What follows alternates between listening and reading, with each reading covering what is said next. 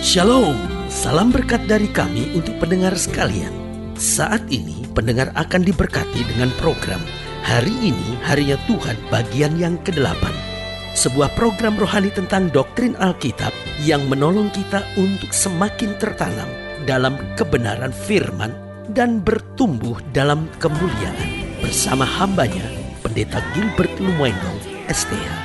Banyak orang merasa doktrin Alkitab sebagai sesuatu yang membingungkan. Tetapi tahukah saudara bahwa doktrin Alkitab intinya adalah memahami Alkitab dengan benar, dengan pemahaman yang sistematis, sehingga kita terus dapat tertanam di dalam kebenaran firman, sehingga kita terus bertumbuh di dalam kemuliaan Allah.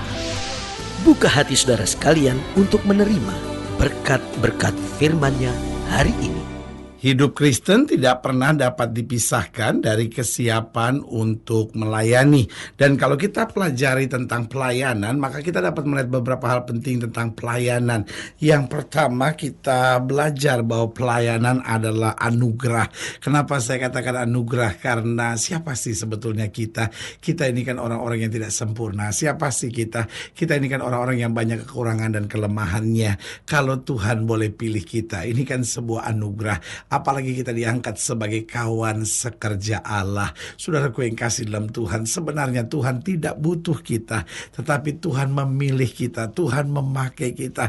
Itu berarti kalau kita bisa melayani Tuhan, sudah seharusnya kita kerjakan dengan segenap hati kita. Kenapa? Karena itu adalah anugerah terbesar dalam hidup kita. Setelah kita diselamatkan, kita boleh dipilih, dipakai, dipanggil Tuhan untuk menjadi alat keselamatannya. Haleluya. Yang kedua, kalau kita bicara tentang pelayanan, maka pelayanan adalah perintah. Karena Yesus berkata, pergi jadikan sekalian bangsa muridku. Karena pelayanan it's not a request, itu bukan sebuah permohonan. Kalau bisa cobalah untuk melayani. No. Tapi itu adalah perintah. Artinya apa? Kalau saya mengerjakannya, maka ada berkat tersendiri untuk itu. Berarti setiap orang percaya setelah dia bertobat, ada tugas, ada perintah baginya untuk melayani. Yang ketiga, bicara tentang pelayanan, maka pelayanan adalah kebanggaan. Kenapa kebanggaan? Karena kita yang lemah, kita yang biasa, tetapi boleh melayani Tuhan. Dan yang kita layani adalah Tuhan di atas segala Tuhan, Raja di atas segala Raja. Sudah seharusnya kita bangga, sudah seharusnya kita berkata, Tuhan bukan oleh kuat, bukan oleh gagah, tapi semata-mata karena karunia Tuhan. Kebanggaan kita dalam hidup kita bukan apa yang berhasil kita kerjakan untuk Tuhan, tetapi bagaimana Tuhan berhasil mengerjakan segalanya melalui kita. Haleluya. Dan yang keempat, saya pelajari mengapa hidup Kristen tidak bisa dipisahkan dari melayani. Karena pelayanan adalah sumber berkat. Artinya apa? Ketika kita melayani Tuhan, ketika kita sungguh-sungguh buat Tuhan, maka saudaraku yang kasih dalam Tuhan, berkat Tuhan yang bernama kesehatan, berkat Tuhan yang bernama penyertaan, berkat Tuhan yang bernama damai sejahtera, berkat Tuhan yang bernama pemeliharaan yang sempurna akan terus ada dalam hidup kita. Haleluya. Selamat datang dalam program kita hari ini, Harinya Tuhan, sebuah program rohani yang kembali mengingatkan kepada kita betapa pentingnya kita menjadikan firman Tuhan sebagai dasar keseharian hidup kita. Karena selama kita menjadikan firman Tuhan sebagai dasar keseharian hidup kita, langkah-langkah ke depan kita penuh dengan kepastian, kemenangan, berkat, mujizat, dan perkara-perkara besar. Haleluya. Dan dalam program ini kita sedang membahas tentang mengerjakan pekerjaan Tuhan dengan lalai. Nah, saudaraku yang kasih dalam Tuhan, ada banyak orang pikir yang penting saya melayani Tuhan.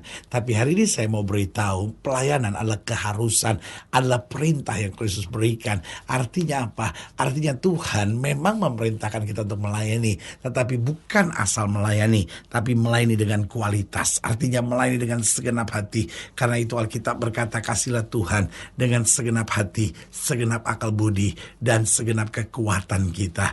Tuhan tidak menerima pelayanan yang setengah-setengah, karena apapun yang Tuhan berikan dalam hidup kita, selalu Dia berikan yang terbaik buat kita. Haleluya. Nah, ini akan kita bahas, yaitu mengerjakan pekerjaan Tuhan dengan lalai, yang kita sama-sama mau lihat dari Yeremia pasal 48.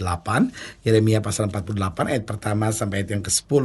Yeremia 48 ayat pertama sampai 10 di bawah judul mengenai Moab. Demikian firman Tuhan. Mengenai Moab, beginilah firman Tuhan semesta alam Allah Israel. Celakalah Nebo, sebab kota itu sudah dibinasakan. Kiryataim telah menjadi malu dan direbut. Kota benteng itu menjadi malu dan terkejut. Lenyaplah sudah kemegahan Moab. Di Heshbon orang merencanakan malapetaka terhadapnya. Marilah kita melenyapkannya sebagai bangsa. Juga engkau, hai Madmen, akan dibungkamkan. Engkau akan dikejar-kejar pedang. Dengar teriakan dari Horonaim, kebinasaan, kehancuran besar. Moab telah hancur lebur. Kedengaran orang berteriak sampai ke Zoar. Sungguh orang mendaki pendakian Luhit sambil menangis. Sungguh di jalan turun ke Horonaim orang mendengar teriak karena ditimpa bencana. Larilah, selamatkanlah nyawamu. Jadilah seperti keledai liar di padang gurun. Sungguh oleh karena engkau percaya kepada bentengmu dan perbendaharanmu, maka engkau pun akan direbut.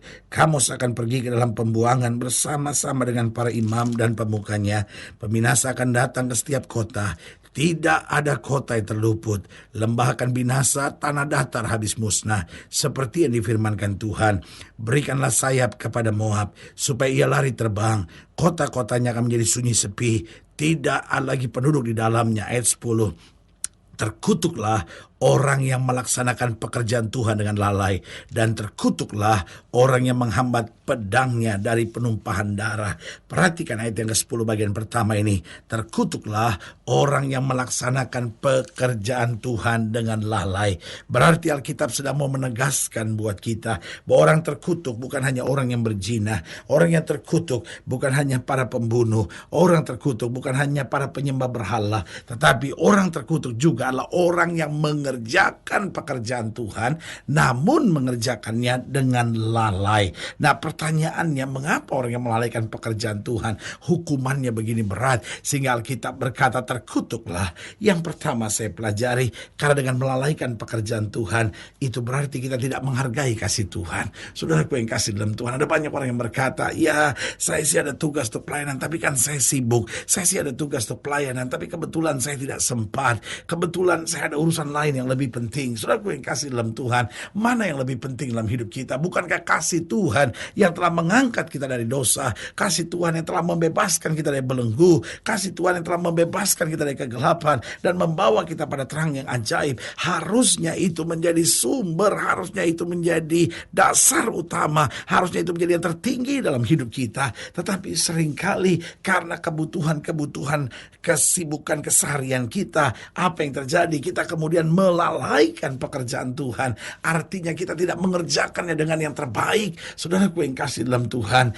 tanda bahwa kita menghargai kasih Tuhan dalam hidup kita, maka kita berkata, apapun yang saya kerjakan buat Tuhan, saya akan mengerjakannya dengan yang terbaik, dengan segenap hati saya, dengan segenap jiwa saya, dan dengan segenap kekuatan saya. Selalu saya bilang 99% buat Tuhan tidak cukup. Bahkan 99,99% buat Tuhan tetap tidak cukup, karena Tuhan memerlukan 100% dari kita. Kenapa? Karena dari pihak Allah selalu memberikan 100% yang terbaik buat anak-anaknya. Persoalannya, Tuhan tidak melihat hasil kerja kita, tetapi Tuhan lihat kerja keras semangat kita yang selalu mau mengerjakan yang terbaik buat Tuhan. Jadi ingat, mengapa melalaikan pekerjaan Tuhan itu adalah perbuatan terkutuk kata Alkitab. Yang pertama, karena dengan melalaikan pekerjaan Tuhan, kita tidak menghargai kasih Tuhan. Yang kedua, saya pelajari, karena dengan melalaikan pekerjaan Tuhan, kita akan menjadi batu sandungan bagi orang yang akan diselamatkan. Artinya begini, orang yang seharusnya diselamatkan, orang yang seharusnya menerima anugerah, orang yang seharusnya diberkati oleh kita, tetapi apa yang terjadi karena kita melalaikan pekerjaan Tuhan, maka orang itu tidak jadi dalam tanda petik menerima anugerah Tuhan tersebut.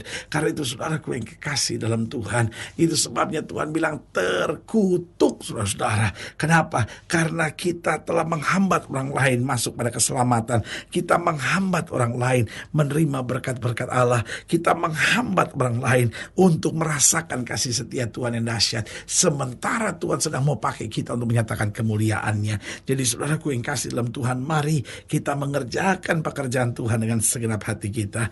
Yang ketiga, saya pelajari mengapa melalaikan pekerjaan Tuhan adalah perbuatan terkutuk kata Alkitab. Karena dengan melalaikan pekerjaan Tuhan, itu tanda bahwa kita tidak tahu diri, saudara-saudara. Siapa sih kita? Kita kan orang yang telah ditebus oleh Tuhan. Siapa sih kita? Kita ini kan orang yang berhutang kepada Tuhan. Siapa sih kita? Kita kan tadinya orang-orang yang berjalan menuju neraka, tapi diselamatkan oleh karena kasih karunia Tuhan. Masakan ketika Tuhan membutuhkan sesuatu dari kita, masakan ketika Tuhan mau buat sesuatu melalui kita, masakan kita mengerjakannya dengan lalai. Saudaraku, ini namanya kita nggak tahu diri, saudara-saudara. Kita nggak tahu bersyukur, kita tidak tahu menghargai segala kasih karunia berkat Tuhan. Karena itu sebagai hamba Allah, saya mau ingatkan, mari kita tahu diri. Siapa diri kita? Orang-orang yang berhutang sama Tuhan. Daud berkata, dengan apakah aku balas kepada Tuhan segala kebaikannya kepadaku? Mari kita berbuat lebih lagi dan lebih lagi buat Tuhan. Dan yang keempat, mengapa melalaikan pekerjaan Tuhan adalah perbuatan yang terkutuk? Saya pelajari, karena dengan melalaikan pekerjaan Tuhan, kita menghambat berkat Tuhan di dalam kehidupan kita sendiri. Artinya gini, kalau saja kita mau taat, apapun yang Tuhan perintahkan kita kerjakan, ada berkat tersendiri. Karena di balik ketaatan selalu ada berkat yang luar biasa. Tetapi dengan kita tidak mengerjakan pekerjaan Tuhan dengan baik, dengan melalaikan pekerjaan Tuhan, kita menghambat berkat Tuhan dalam hidup kita sendiri. Karena sebagai hamba Allah, saya hanya mau ingatkan buat saudara, mari, hidup ini adalah pelayanan. Kita hidup karena anugerah. Biarlah kita melayani. Bagaimana kita melayani? Yang pertama, kita bisa melayani dengan perbuatan kita. Artinya apa?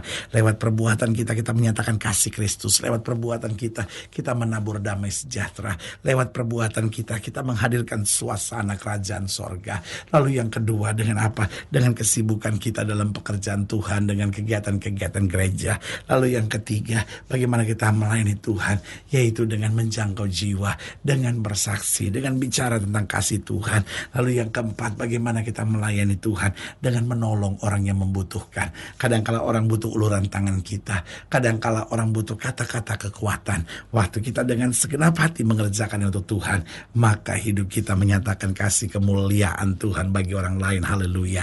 Saudaraku yang kasih dalam Tuhan, jika saudara yang dilayani lebih jauh, hubungi kami melalui telepon, hubungi kami melalui surat, kunjungi website kami. Karena kami ada untuk membawa Bapak Ibu saudara senantiasa lebih dekat pada Tuhan dan mengalami kasih kuasa mujizat yang luar biasa. Haleluya. Secara khusus melalui program ini juga saya mau berdoa buat setiap Bapak Ibu saudara sekalian, baik yang sakit, yang berbeban berat. Saudara yang didoakan secara khusus sudah boleh taruh tangan kanan saudara di dada, dan kita akan berdoa. Mari kita berdoa. Bapa, dalam nama Yesus, hamba doa buat yang sakit, hamba doa buat yang berbeban berat, hamba doa untuk setiap mereka sedang menghadapi masa-masa yang sukar. Karena hamba percaya bahwa bagi Allah tidak ada perkara yang mustahil. Bapa, hamba berdoa di dalam nama Yesus, Tuhan jamah. Yang sakit Tuhan sembuhkan, yang lemah Tuhan kuatkan, yang susah Tuhan hiburkan, yang jatuh Tuhan angkat. Bahkan yang berbeban berat, mereka mungkin hari-hari sedang mengerjakan pekerjaan Tuhan tapi lalai, tidak sungguh-sungguh, tidak ada semangat lagi. Hamba doa di dalam nama Yesus, Tuhan kasih kekuatan, Tuhan beri damai sejahtera, Tuhan beri sukacita yang berkelimpahan, sehingga mulai hari ini kami semua mengerjakan pekerjaan Tuhan dengan yang terbaik. Di dalam nama Yesus kami berdoa. Haleluya. Amin. Saudaraku yang kasih dalam Tuhan, kita sudah berdoa. Ingat, tidak pernah Allah lalai menepati janjinya. Inilah saatnya buat kita untuk bangkit, bersemangat, bersukacita dalam menghadapi segala perkara. Karena kita tahu Yesus hidup, Yesus berkuasa, dan selalu menyediakan yang terbaik buat anak-anaknya. Doa saya menyertai saudara. Sampai berjumpa pada program berikut. Dan jangan lupa, jadikan hari ini harinya Tuhan. Haleluya.